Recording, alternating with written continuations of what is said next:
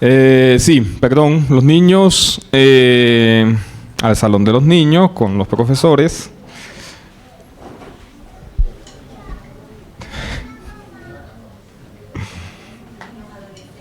Y los adolescentes también los están llamando al salón de adolescentes.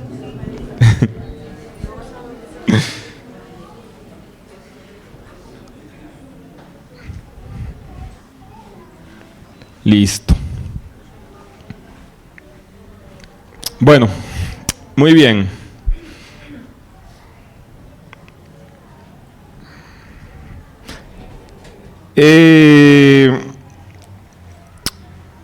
Antes de comenzar, quiero aclarar algo.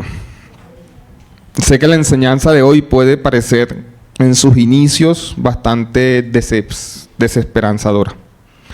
Pero aguantemos hasta el final y veremos en el Señor cómo todo siempre vale la pena. Esta mañana vamos a estudiar varios pasajes en un libro que parece que hubiese sido escrito por un filósofo que estuviera amargado de la vida. Alguna vez escuché decir a alguien que el libro de Eclesiastés no se puede leer con un cuchillo al lado, porque te dan ganas de cortarte las venas. Pero bueno, la realidad es que no. La realidad es que Eclesiastés no fue escrito para llevarnos a la desesperación o a la desesperanza, sino que fue escrito e inspirado por el Espíritu Santo para enseñarnos que los humanos, para tratar de tener una vida feliz, suelen poner su confianza en cosas vanas y que a la larga esta serie de cosas vanas solo terminan produciendo más frustración.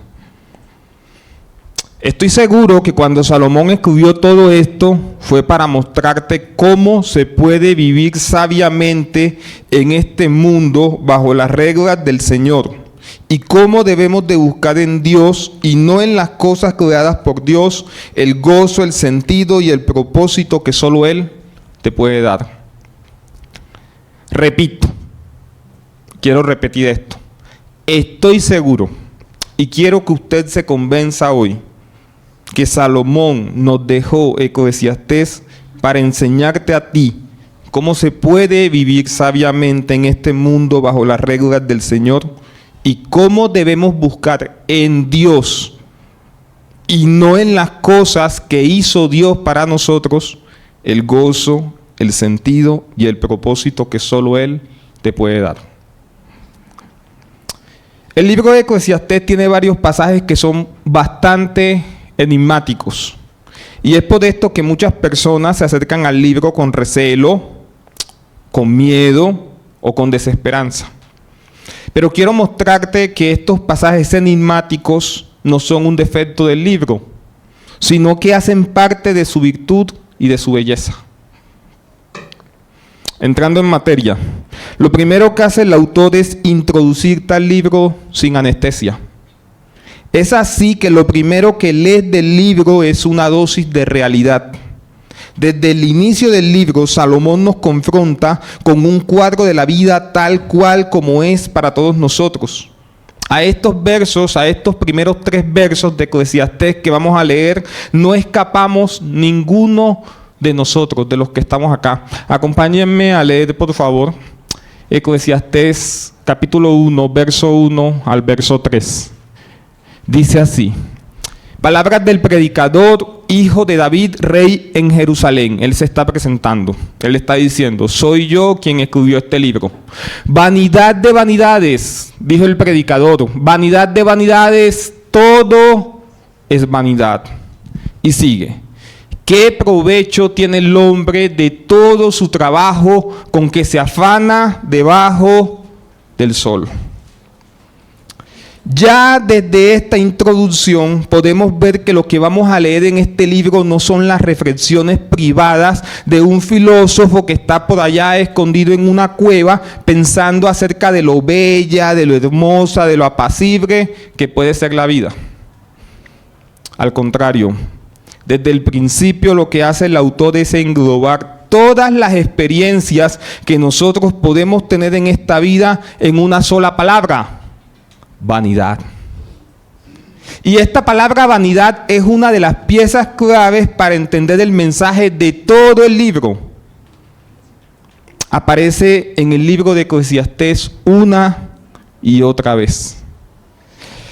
La palabra vanidad, aunque hoy la asociamos más con el hecho de que una mujer o un hombre no puedan salir de su casa sin mirarse en el espejo, a eso la asociamos hoy. Esta persona sí es vanidosa, esta muchacha sí es vanidosa, porque se mira al espejo. La palabra tiene un significado mucho más profundo. Vanidad viene del latín vanitas, que significa vacío o falta de sentido. Entonces, si tomamos esa palabra y la metemos en el contexto del versículo que acabamos de leer, la palabra vanidad describe lo breve, lo pasajero, lo frustrante, la falta de sentido o lo desconcertante que puede llegar a ser la vida para nosotros. No es simplemente que la vida pasa rápido, es que muchas veces nosotros no entendemos por qué pasan las cosas que pasan. Muchas veces nosotros los cristianos, sobre todo nosotros en el mundo, nos resistimos a esa idea. Nosotros sí pensamos muchas veces que nosotros entendemos todo lo que pasa. Es que escuchamos que hay una guerra, entonces nos vamos enseguida a la Biblia y decimos, no, la Biblia dice que habrá guerras aquí y allá, sí entiendo lo que está pasando. Es que se ha desatado una enfermedad en el mundo. No, eso seguramente fue que un ángel derramó una de las copas y entonces estamos en el fin de los tiempos. Pero no, tú puedes creer en la soberanía de Dios, tú puedes tener un Dios que tiene un plan maravilloso para este mundo, para ti, para mí, pero en esta vida definitivamente están pasando muchas cosas que ni tú ni yo entendemos, y eso hace parte de la vanidad de la vida. Y para enfatizar la idea al máximo, Salomón se vale de lo que en hebreo se conoce como un superlativo idiomático. Repito, superlativo, algo que va más allá. ¿Y eso qué significa? Bueno, es repetir el sustantivo para llevarlo a su máxima expresión. Entonces, ¿qué se repite acá? Vanidad de vanidades. Ejemplifiquémoslo mejor. En la Biblia muchas veces encontramos y se dice Señor de señores, Rey de reyes, Cantar de los cantares. Vanidad de vanidades.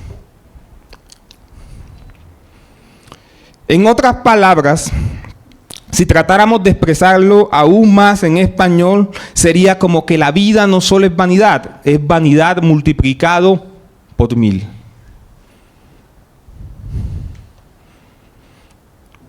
Y que todo en la vida sea vanidad no es una especie de accidente, sino que la frustración, la brevedad, la fragilidad, lo vacío o la falta de sentido que muchas veces le encontramos a la vida forman parte del juicio de Dios sobre este mundo caído. La vanidad y el sinsentido no están allí porque sí. Vamos a leer, por favor, Romanos capítulo 8, versículo 20, para que entendamos esto mucho mejor. No me pierdan el hilo, síganme, por favor. Romanos 8, verso 20. Porque la creación fue sujetada ¿a qué? A vanidad. No por su propia voluntad, sino por causa del que la sujetó en esperanza. Entonces hubo un Dios que al principio, por causa del pecado del hombre, sujetó toda la creación a vanidad. A un sinsentido, a un vacío, a una desesperanza. El mundo que Dios hizo en el Edén funcionaba bien, pero cuando el hombre pecó, la creación no volvió a funcionar como fue diseñada originalmente. Entonces, mis hermanos, si Dios fue el que estipuló que todo desde el principio fuese vanidad, y ojo, no digo que es lo que Él quería, pero sí permitió que todo este camino que recorremos en esta vida muchas veces, no siempre, sea un vacío, sea un sinsentido. ¿Y saben por qué? Porque ahí viene lo esperanzador. ¿Por qué Dios permitió esto? Dios permite esto porque definitivamente esta vida y este mundo no es tu hogar permanente. estás de paso. Si esta mañana entiendes esto, que esta vida y este mundo no es tu hogar permanente, entonces yo te tengo una invitación. Yo te invito a que no le exijas a esta vida lo que la vida no puede darte. Esta vida no puede darte felicidad absoluta, esta vida no puede darte un propósito eterno, esta vida no te va a dar certeza eterna. Entonces no se lo exijas más. A pesar de lo que pueda parecer con todo lo que les he dicho hasta el momento y lo que hemos leído, Salomón no está tratando de arrastrarte a la desesperanza. Creo simplemente que él está tratando de ayudarnos a ver las cosas como son. ¿Y para qué? Yo creo que simplemente es para que no vivamos bajo falsas expectativas. Después que Salomón suelta la primera tesis que tenemos acá, vanidad de vanidades, entonces él se hace una pregunta en el verso 3. Volvamos a leer. Él dice, ¿qué provecho tiene el hombre de todo su trabajo con que se afana debajo del sol? Ahora quiero que nos quedemos un poco más en este verso. Salomón utiliza una frase que va a utilizar 29 veces en el libro, debajo del sol. Y esta frase debajo del sol es importante porque Salomón la utiliza para señalar todo lo que sucede en cualquier punto de la tierra. En otras palabras, Salomón lo que te quiere decir es, este tema de que la vida es vanidad de vanidades, este tema de que tú trabajas y te afanas y muchas veces no le encuentras provecho a la vida o no le encuentras sentido a la vida, no solo te aplica a ti o me aplica a mí, sino que nos aplica a todos. Él está queriendo decir, no importa dónde vivas, no importa si vives en Medellín, si vives en Barranquilla, si te vas a Estados Unidos para vivir el sueño americano, en cualquier parte donde tú vivas, y si en esa parte brilla el sol, allí en algún lugar y en algún momento de la vida vas a sentir que la vida es aburrida, que la vida es vacía, que la vida es monótona. Allí en algún momento vas a sentir que solo a ti te va mal y que a los demás les va mucho mejor. ¿Cierto? ¿Cuántas veces nos comparamos con el otro y decimos, Señor, ¿por qué esto solo me acontece a mí? ¿Por qué solo yo me enfermo? ¿Por qué solo yo no tengo con qué pasear? ¿Por qué solo yo no tengo una casa? ¿Por qué solo yo no consigo trabajo? Y ojo, yo no estoy invalidando que tú le puedas preguntar eso a Dios. Pero te quiero decir que seas quien seas y que estés donde estés, seas pobre, seas rico, estés sano, estés enfermo, trabajes o no trabajes, en algún punto de la vida vas a tener ese sentimiento de que esta vida astilla, de que esta vida duele. Entonces, hasta aquí yo quiero concluir varias cosas para ustedes. Lo primero, Dios, a causa del pecado del hombre, tuvo que someter la creación a vanidad y que por causa de esto nuestro camino en esta tierra muchas veces es vacío o carece de sentido. Que no importa que te esfuerces, no importa lo que trabajes, todo es vanidad de vanidades. Eso es lo primero. Lo segundo, que ese sentimiento de que la vida es vanidad de vanidades no es un sentimiento individual. Ese sentimiento no solo lo sufrió Salomón o no solo lo sufres tú. Es un sentimiento que sufrimos todos. No importa que seas cristiano, no importa que seas musulmán, no importa que seas católico, en algún momento no vas a querer levantarte de la cama porque hay algo que para ti no tiene sentido. Tercero, si tú crees que en esta vida vas a encontrar algo que le va a dar sentido o propósito a tu vida de forma permanente, estás equivocado. Si estás buscando eso, estás buscando donde no debes buscar. Y eso es así porque esta vida no es tu hogar permanente.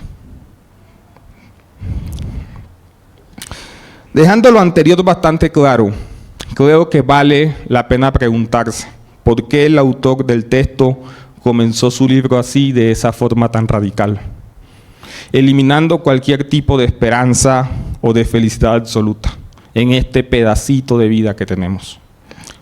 No es que Salomón se levantó una mañana, abrió los ventanales de su palacio, fue al balcón, miró a lo lejos y le llegó una epifanía y dijo: vanidad de vanidades, todo es vanidad. Eso no sucedió así.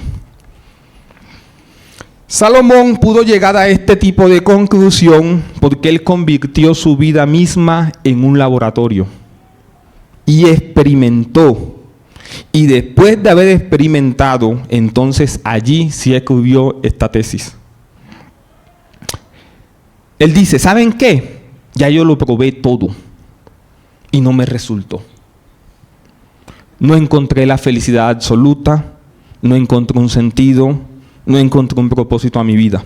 Lo probé todo y no funcionó. ¿Cómo fue que Salomón hizo este experimento? Veámoslo. Lo primero con lo que él prueba es con el conocimiento. Salomón por mucho tiempo se dedica a adquirir sabiduría. Verso 12, capítulo 1, Franche, por favor. Dice así: yo, el predicador, fui rey sobre Israel en Jerusalén. Y di mi corazón a inquirir y a buscar con sabiduría sobre todo lo que se hace debajo del cielo. Este penoso trabajo dio Dios a los hijos de los hombres para que se ocupen en él. Miré todas las obras que se hacen debajo del sol, y he aquí todo ello es vanidad y aflicción de espíritu. En otra versión, la Nueva Traducción Viviente dice: observé todo lo que ocurre debajo del sol, y a decir verdad, nada tiene sentido, es como perseguir el viento. ¿Tú te imaginas levantarte por la mañana y encontrarte un vecino tuyo que coge de aquí para allá y tú le dices: vecino, ¿qué haces? Y él te responde: estoy persiguiendo el viento. Salomón dice: eso es la vida debajo del sol. Si todo lo que tú tienes o todo lo que tú anhelas o lo que deseas se encuentra solo debajo del sol, es como si corrieras tras el viento. Salomón se propuso descubrir por experiencia directa si había algo debajo del sol que pudiera darle al hombre sentido y satisfacción duradera, y comenzó por la sabiduría. Si tú has leído tu Biblia, sobre todo en el primer libro de Reyes, sabrás que Salomón le pidió a Dios que le diera sabiduría, y Dios le dio lo que él pidió. Salomón tenía más sabiduría, más capacidad intelectual y más recursos que cualquier otro hombre de su época, y si me apuran, probablemente de esta también. Sin embargo, mientras más entendía el mundo y la vida más consciente mientras más entendía el mundo y la vida, más consciente se volvía él de su complejidad, de sus contradicciones y de sus injusticias. Por eso él dice en el versículo 18, él está diciendo: me dediqué a inquirir sabiduría, y llega el versículo 18 y dice: en la mucha sabiduría hay mucha molestia, y quien añade ciencia añade dolor. Él dijo: entre más conozco, más sufro.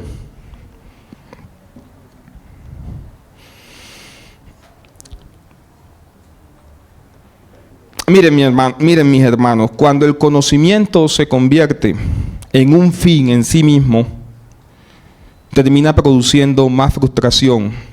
Todo ese trabajo intelectual es como tratar de atrapar el viento. Salomón no se queda quieto. Salomón dice: listo, probé con el conocimiento no me funcionó. Esto lo que me trajo fue más dolor. Y entonces él dice en el capítulo 2, verso 3, ¿qué va a hacer? El conocimiento no me funciona, voy a probar con otra cosa. Propuse en mi corazón agasajar mi carne con vino, y que anduviese mi corazón en sabiduría, con retención de la necedad, hasta ver cuál fuese el bien de los hijos de los hombres, en el cual se ocuparán debajo del cielo todos los días de su vida. Seguimos. Engrandecí mis obras, edifiqué para mí casas, planté para mí viñas. Seguimos. Me hice huertos y jardines, y planté en ellos árboles de todo fruto. Seguimos. Me hice estanques de aguas para regar de ellos el bosque donde crecían los árboles. Compré siervos y siervas, y tuve siervos nacidos en casa. También tuve posesión grande de vacas y de ovejas, más que todos los que fueron antes de mí en Jerusalén. Me amontoné también plata y oro y tesoros preciados de reyes y de provincias. Me hice de cantores y cantoras, de los deleites de los hijos de los hombres y de toda clase de instrumentos de música. Y fui engrandecido y aumentado más que todos los que fueron antes de mí en Jerusalén. A más de esto conservé conmigo mi sabiduría. O sea, en otras palabras, yo tenía mucha sabiduría, pero aparte de la sabiduría, yo vine y traté de tener todo esto que acabamos de leer. Salomón probó con la alegría, el vino, la risa, la acumulación de posesiones y finalmente probó con el sexo. Salomón tuvo 700 esposas y 300 concubinas. Y todo esto fue para tratar de entender si disfrutar la vida de esta manera podía ofrecerle lo que el conocimiento no le había dado. Pero ¿saben qué? Llegó exactamente a la misma conclusión. El placer te puede dar un alivio momentáneo, pero no le puede dar sentido a tu existencia. Vean, mis hermanitos, dice el versículo 10, esto a mí como dice Cristian Barbarita, que él no le negó nada a sus ojos. Verso 10, por favor. No negué a mis ojos ninguna cosa que deseara. O sea, ustedes saben lo que es usted tener el poder de que lo que sus ojos quieran ver, usted poderlo ver.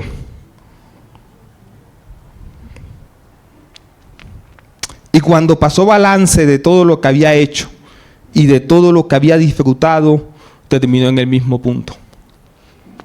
Y después que él probó absolutamente todo, fue como llegó a la conclusión con la que comienza este libro, lo que leímos anteriormente.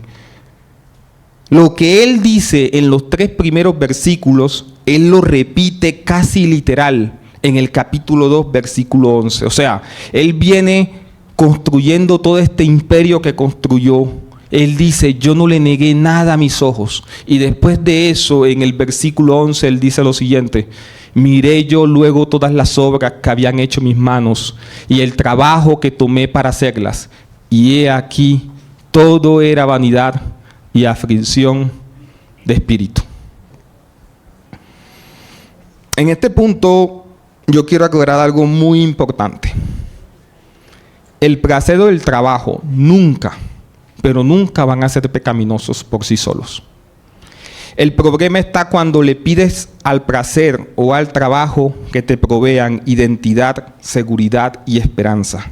El problema está cuando sigues creyendo que el próximo viaje, el próximo logro, la próxima experiencia, las próximas vacaciones van a llenar permanentemente el vacío de tu vida. Es increíble, ¿no? Cómo uno se la pasa planificando sus vacaciones. Y es bueno ir de vacaciones. Genial, te vas y vuelves y al final te quedan algunas cuantas fotos y algunos recuerdos. Y no hay nada de malo en eso, pero ya se fue, ya se acabó. A mí me encanta la comida y el otro día pensaba cómo el sabor de la comida no dura en mi boca sino solo 5 segundos mientras mastico. Cuando ya la tengo aquí en el esófago, ya no me sabe a nada. Ya pasó. La verdad es que hasta este punto donde nos ha traído el texto, el panorama es bastante, pero bastante sombrío. Pero para consuelo de nosotros, a pesar de lo que Salomón descubrió, él no se volvió una persona pesimista y no se puso a pensar que entonces vivir no valía la pena. Sino que al contrario, él nos presenta 2 soluciones de cómo es que debemos de vivir en este mundo. La primera conclusión que él nos presenta, o el primer llamado que él nos hace, es acá mismo en el capítulo 2, a partir del verso 24. Él dice: No hay cosa mejor para el hombre sino que coma y beba, y que su alma se alegre en su trabajo. También he visto que esto es de la mano de Dios. Seguimos. Porque ¿quién comerá y quién se cuidará mejor que yo? Seguimos. Porque al hombre que le agrada, Dios le da sabiduría, ciencia y gozo. Mas al pecador da el trabajo de recoger y amontonar para darlo al que agrada a Dios. También esto es vanidad y aflicción de espíritu. Lo que Salomón quiere mostrarnos aquí, en este primer consejo, recordemos, son dos, este es el primero, es que en este mundo caído todavía hay placeres que no fueron dados desde el principio, desde el Edén, y que no fueron cancelados por la maldición del pecado. Pero ojo, estos placeres los podemos disfrutar, es más, los debemos de disfrutar como regalos de Dios, no como sustitutos de Dios. En otras palabras, la solución que Salomón nos ofrece no es la de una vida aburrida, o la solución no es salir huyendo del mundo. Lo que él quiere que aprendamos es que debemos disfrutar sin endiosar. Lo que Salomón nos está diciendo aquí es que no solo debemos tener la capacidad de disfrutar de lo creado, sino que tenemos que tener gratitud con Dios, que es quien te las da y quien te permite disfrutar en comunión con Él. Amada iglesia, el sentido de la vida no está en acumular bienes o experiencias placenteras, sino en recibir esas cosas como regalos de un Dios bondadoso.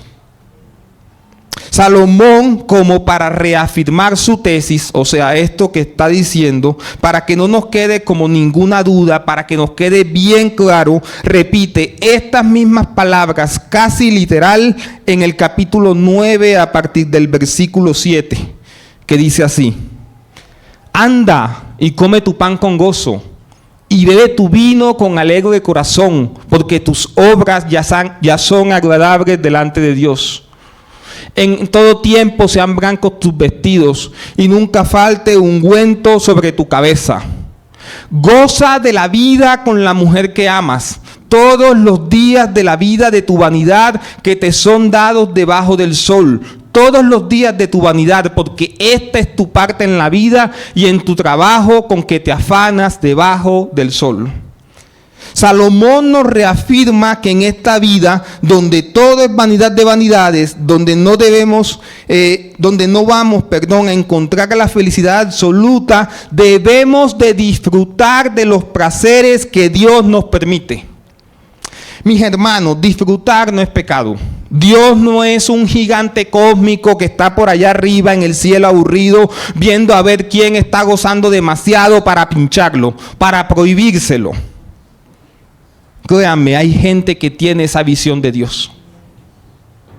Mis hermanos, el placer no lo inventó el diablo, fue Dios. Dios nos dio no sé cuántas papilas gustativas, 2,000, 5,000, no sé, para que esos 5 segundos de tener la comida en la boca, nosotros podamos deleitarnos con el sabor de la comida. Dios pudo habernos hecho como las vacas. Comen solo hierba, solo sabor de hierbita y no saben diferenciar entre lo dulce y lo amargo, pero tú y yo sí. Y eso es un don de Dios.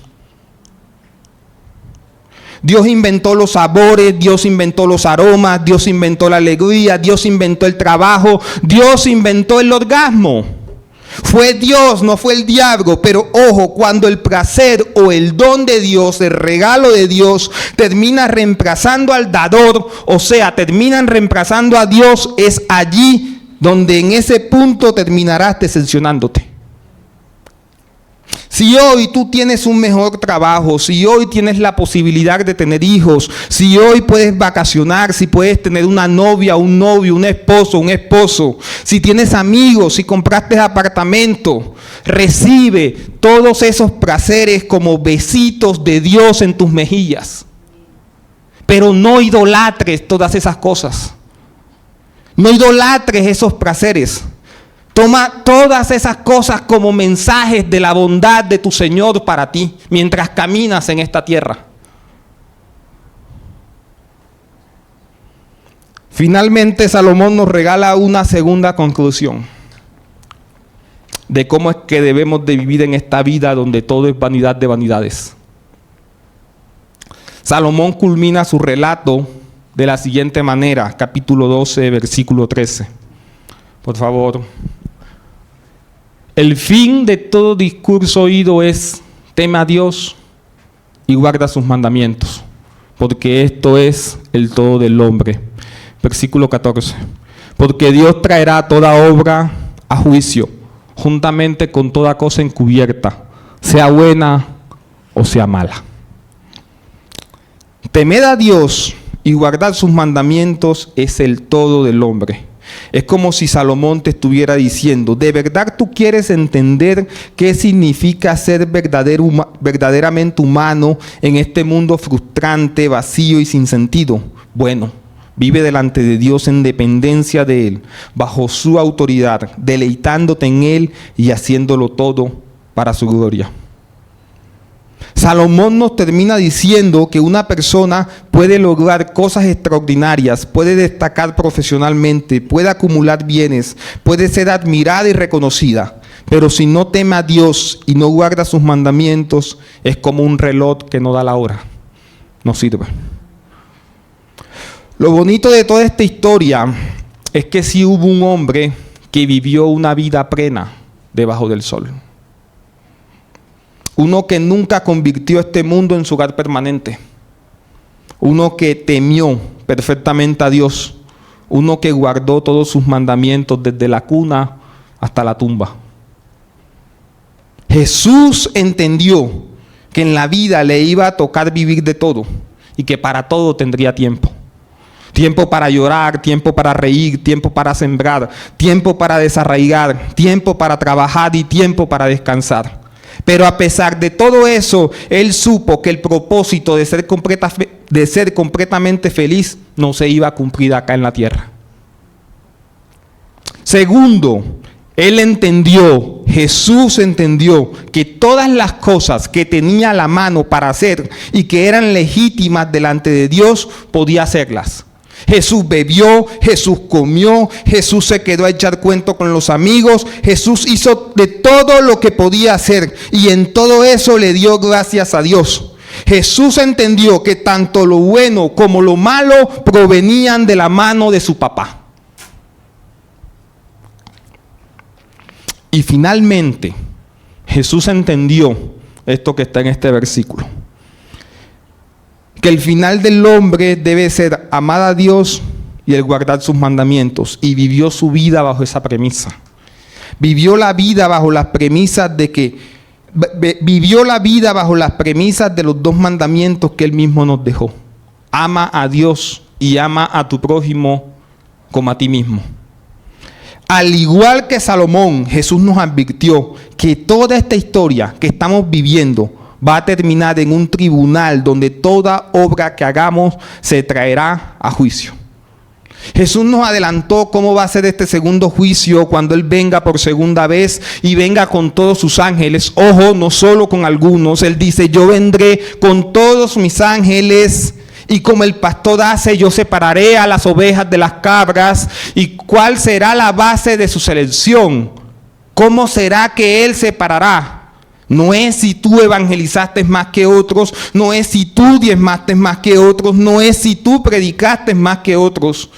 Jesús dirá a los que tenga a su derecha: vengan benditos de mi Padre y hereden lo que ha sido preparado para ustedes. Porque tuve hambre y me diste de comer, tuve sed y me diste de beber, fui forastero y me recogiste, estuve desnudo y me cubriste, enfermo y me visitaste, en la cárcel y viniste a mí. Es la hora, después de tantos sermones, después de tantas enseñanzas aquí, después de tanto reflexionar en la vida y se nos sigue escapando, que el distintivo del salvo es el amor que haya tenido por lo insignificante. Es importante aclarar algo: Jesús no dice: estuve enfermo y me sanaste. Jesús no dice, estuve preso e hiciste lo posible para sacarme de la cárcel. Estuve desnudo y me construiste una casa. No, Jesús no dice eso. Jesús no dice, estuve sediento y me aconsejaste espiritualmente. No, Él solo habla de gente haciendo cosas buenas. Gente que está acompañando, amando, dando agua. Gente que está entablando conversaciones o gente que está dando abrazos al que lo necesita. Y Jesús te dice, la forma en cómo los trates a ellos es como me estás tratando a mí. Jesús dice que si quieres cumplir los mandamientos, Salomón te dice, cumple los mandamientos para que haya un poco de sentido mientras caminas por esta vida. Y Jesús te dice, si quieres cumplir los mandamientos, siéntate junto con la anciana y ayuda a dirigir la cuchara a su boca. Jesús dice, toma la mano del ciego y ayúdala a pasar la calle. Jesús te dice, puedes ir al hospital y pedirle a una enfermera que te indique cuál es la persona a la cual no han visitado y visítala. Tómate un café con un exconvicto. Tómate un café con un divorciado, no importando si él tuvo la culpa del divorcio o no. En resumidas cuentas, Jesús te enseña que en lo insignificante es donde tú puedes encontrarle significado a tu vida.